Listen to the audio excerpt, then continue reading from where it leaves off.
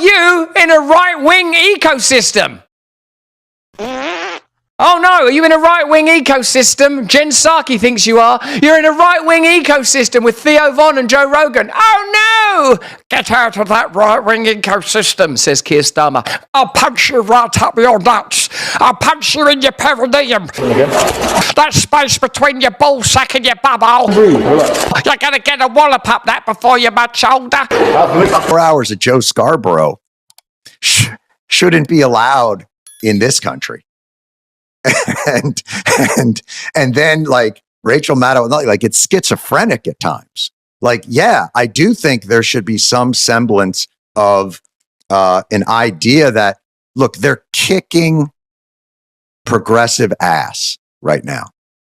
And if progressives don't organize their media, their think tanks and all that, it's going to continue to happen. It's chaos. Well, I will say, broadly speaking, I'm not going to say Democrats. I'm going to say people on the left do not do that the right does very well is support within the system each other. I'm serious. Like, and what I mean by this is this, right? Yeah. Theo Von appears on Joe Rogan's show, right? He promotes what Joe Rogan's doing. But they all promote all of the things each other are doing and what the elected officials, I guess, are doing too.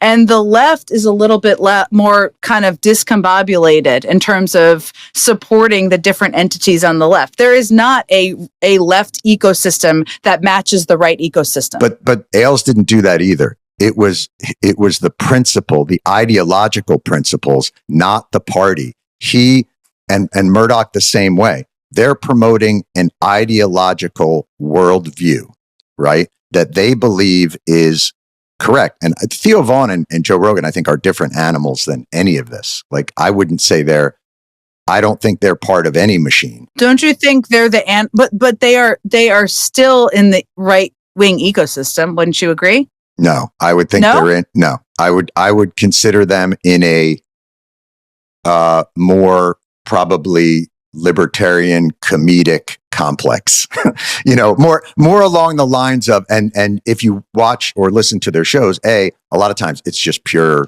like goofing off. Has nothing to do with politics, and oftentimes, but almost entirely. But they are supportive of the Trump enterprise, is what I mean. So maybe I'm loosely putting them in that category. I think they are supportive, but not. They are not relentless in the Trump enterprise. Like, they are not Charlie Kirk. They are not Ben Shapiro. Like, they are very different animals. They are not invested in the shit that you get picked up and like go to the headlines of media. But on balance, that's not what their shows are about. It's an interesting conversation, really, isn't it? There's no way you could claim that progressives weren't in alignment, say, for example, during the pandemic era, when the whole progressivist machine geared itself towards cajoling people into, for example, taking vaccines. And it was in that kind of period where we recognized there was a need for independent media. That's, in a sense, I would say, where Joe Rogan changed from successful podcaster into media leader of a movement, because he was one of the only people that was going, I'm about taking these vaccines, how about you try a bit of ivermectin? And that became they politicized that. The progressivist establishment politicized that. That could have just been a lifestyle choice. You could have just seen that as wellness. He could have just been wellness. You made him political by sort of putting him yellow on, changing the thing yellow. And then and it wasn't just news media. SNL, look at SNL. Like, you can see that very good comic, Pete Davidson, dressing up as Joe Rogan, painting himself yellow. They politicized it. Now, what Theo Von and Joe Rogan are, if you ask me, is just not captured. They're just not captured. That's what I feel like Jon Stewart was kind of articulating. Yeah, Charlie Kirk is essentially an activist. He believes very deeply in the MAGA movement. So does like Dan Bongino and Ben Shapiro. And they're allowed to do that, by the way. People are allowed to do that. People are allowed to have that perspective. And then there are people that are just interested in having conversations and, as he said, goofing off, but affording a kind of space where you're not terrified to say, oh, I don't agree with, who's that dude, Stephen Colbert, that Bobby Kennedy's a joke and an idiot, or that everyone that takes vaccine, hasn't taken a vaccine, is anti-American. People, they went too far, man. They created that space.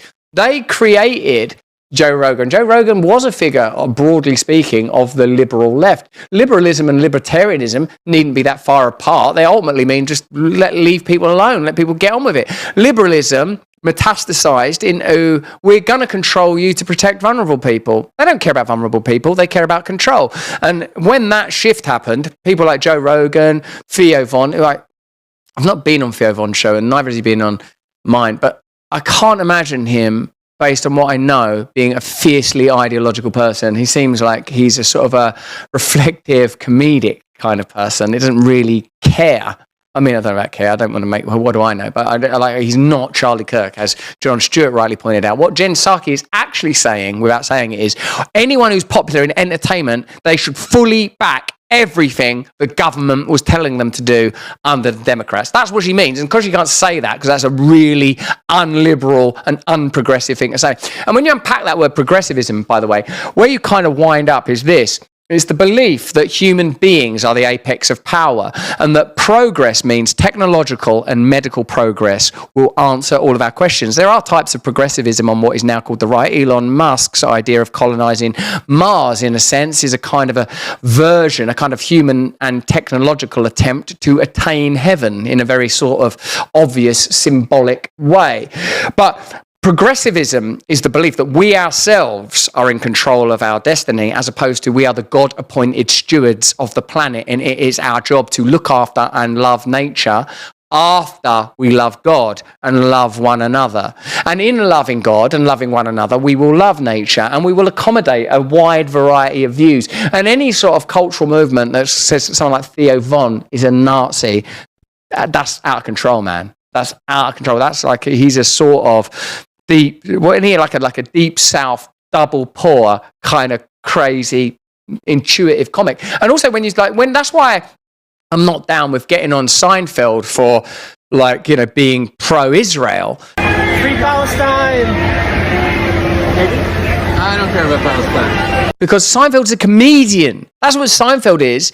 He's a comedian. And he's a New York Jew. He's not going to go, yeah, actually, he's going to have the views he had. And he should be his priority, as he's always explicitly said, is comedy. We're trying to collapse that category. That's where the culture wars and wokeness went madly, madly wrong, is it made enemies of everyone. It made enemies of everyone, unless you were sort of running out an mRNA in strangers up the arse in exchange for a teddy bear. You were basically called a Nazi, even if you were Jewish. I mean, it's just so berserk and bizarre and out of control. And I don't think they can ever really reconcile that.